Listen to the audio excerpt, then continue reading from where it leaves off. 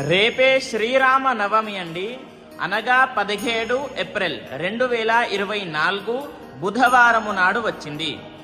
రేపు మీకు ఒక శ్లోకం చెప్తాను. అది చక్కగా 108 సార్లు చదువుకొని మీకు ఉన్నటువంటి కోరికను ఆ యొక్క శ్రీరాముల వారికి కోరుకోవాలి.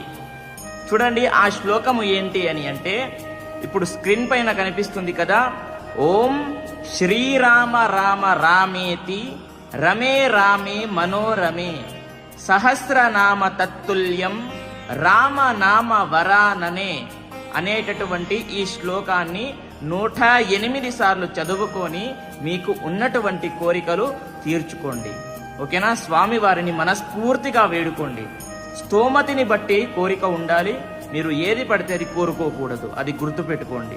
ఓకేనా? ప్రతి ఒక్కరికి తెలియజేయండి. స్వస్తి సర్వే జనాః సుఖినో భవంతు.